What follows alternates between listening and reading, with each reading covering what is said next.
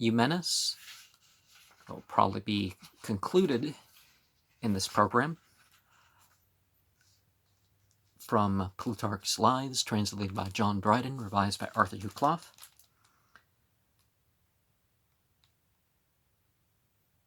Having thus disposed of his affairs, he thought of letting the enemy win the field, or flying through Media or Armenia and seizing Cappadocia. But came no resolution while his friends stayed with him. After turning to many expedients in his mind, which his changeable fortune had made versatile, he at last put his men in array, encouraged the Greeks and barbarians. As for the phalanx and the Argraspides, they encouraged him and made him be of good heart. For the enemy would never be able to stand them, for indeed they were the oldest of Philip's and Alexander's soldiers, tried men that had long made war their exercise,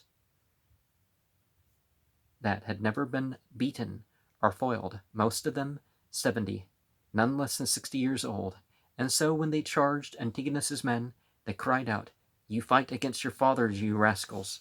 and fiercely falling on, routed the whole phalanx at once, nobody being able to stand them, and the greatest part dying by their hands, so that Antigonus's foot were routed. But his horse got the better, and became masters of the baggage, through the cowardice of Eucestus, and behaved himself negligently and basely, while Antigonus used his judgment calmly in the danger, being aided moreover by the ground.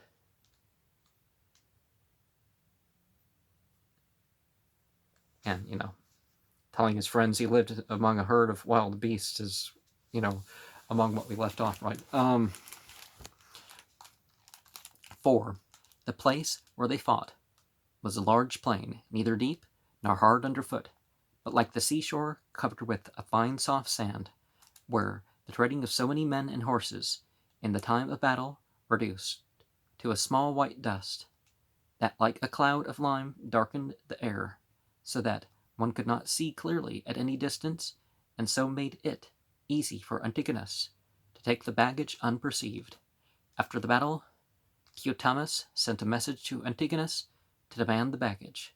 He made answer he would not only restore it to the Agraspides, but serve them further in the other things, if they would but deliver up Eumenes. Upon which the Agraspides took a villainous resolution to deliver him up alive into the hands of his enemies.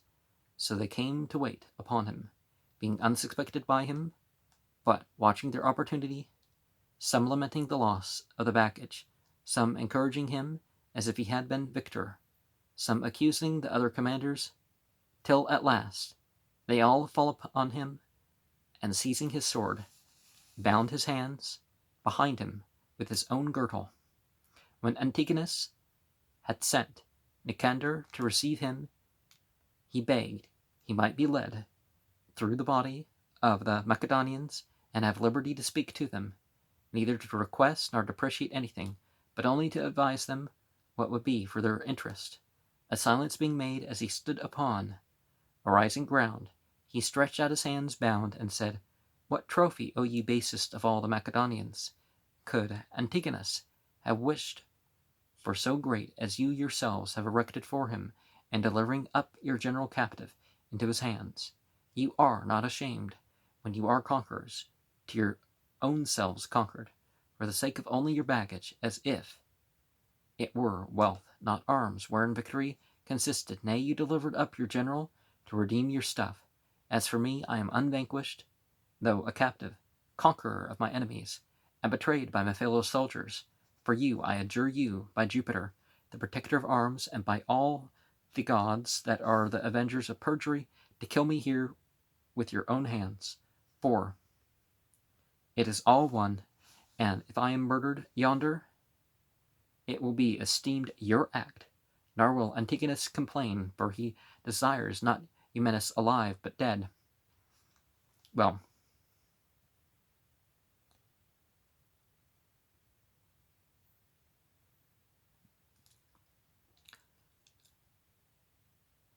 if if he was a monotheist, he'd just say by divinity or by God or that sort of thing.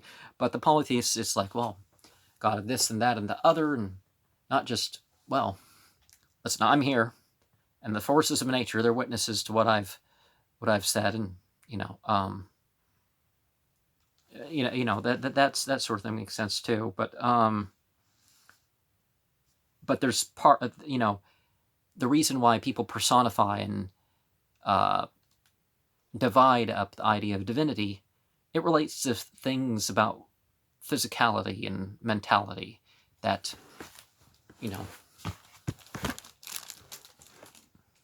they get into the thing itself rather than per se a more universal force than the thing. That's why, of course, people say that they are the body rather than have a body. Or if you withhold your own hands, release but one of mine, it shall suffice to do the work. And if you dare not trust me with a sword, throw me bound, and as I am under the feet of the wild beasts. This, if ye do, I shall freely acquit you from the guilt of my death, as the most just and kind of men to their general. And there's a lot of talk going on, during the time on doing this, where people say, well, Putin, he has Parkinson's or something, but no. You see somebody walk like Putin, don't start anything. Because this is someone trained to kill you with one hand. Our weapon, he's deciding which to do it. Seriously, that's why the hell the guy's walking, to be able to pull a weapon at any point and to be able to do what's necessary with his other hand, right? Either one take you out, Now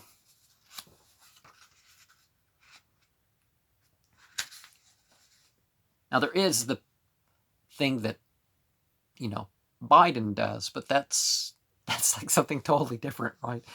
A lot of people don't tell the precise things, so they see somebody that kind of,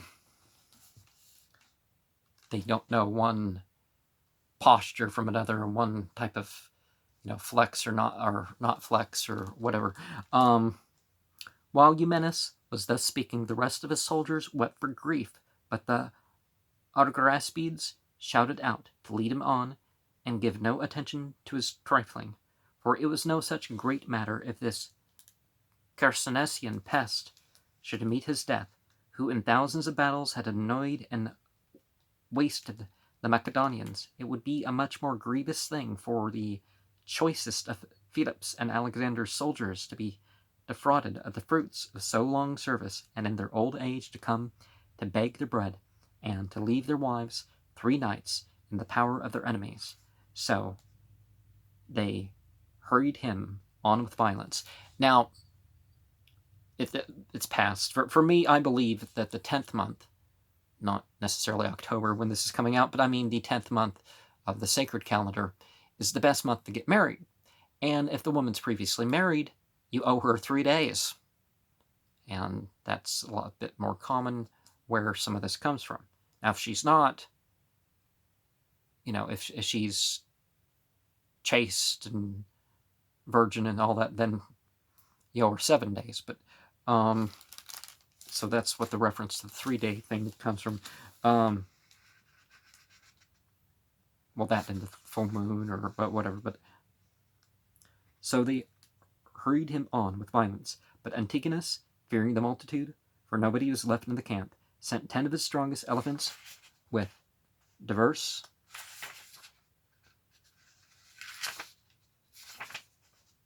of his Mede and Parthian lances to keep off the press.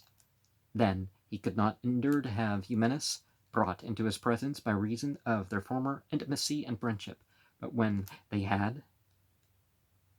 that had taken him inquired how he would have him kept, as I would, said he, an elephant or a lion.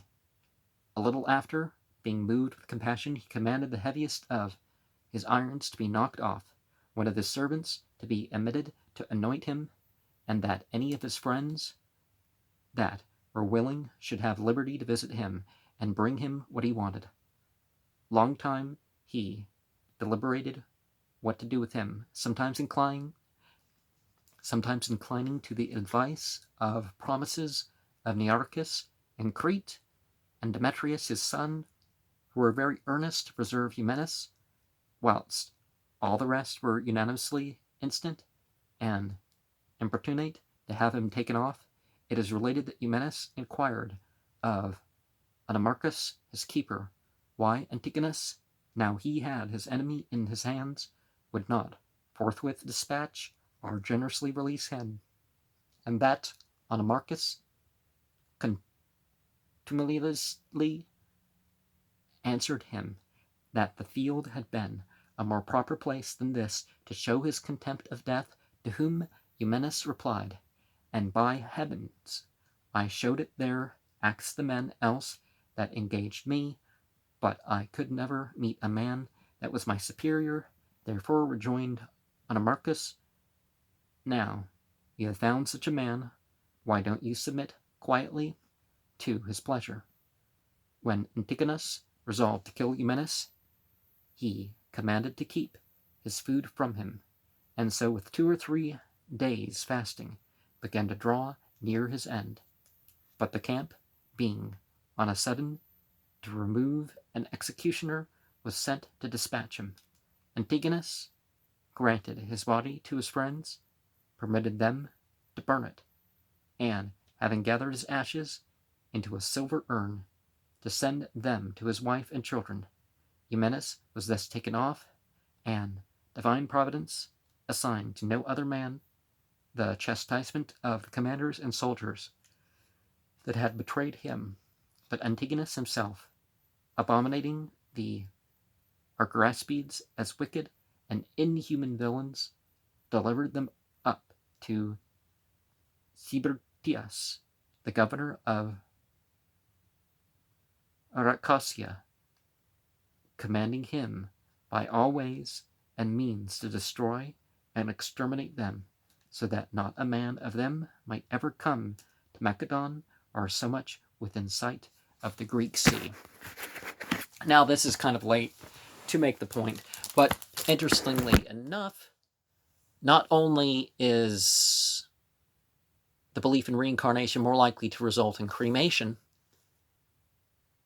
which, if you happen to be one of the rare individuals that's still alive and they miss that, it's too late and it's not a good way to go. Same thing with being on the embalming table and they're sucking out your fluids and all that. But the Greeks, it turned out, before the Hindus, in a historical sense, believed in reincarnation. Of course, the Yazidi probably did first. That's the Avestan term of this 67 centuries. Well, more than 67 centuries, but 6772 is the year when this is being released. Because I'm right before Yazidi New Year, by the way. But it surely goes back into prehistory when things were. And of course, by Yazidi, I refer to the 30,000-year-old culture, not even just the calendar bit that they follow of the peacock incarnation. But some cultures, the birds carry them off and all that other stuff. And but actually, the best thing for the environment and not spreading disease and stuff like this is just put it in the ground. Clean it off, quickly put it in the ground. It's fine. It's,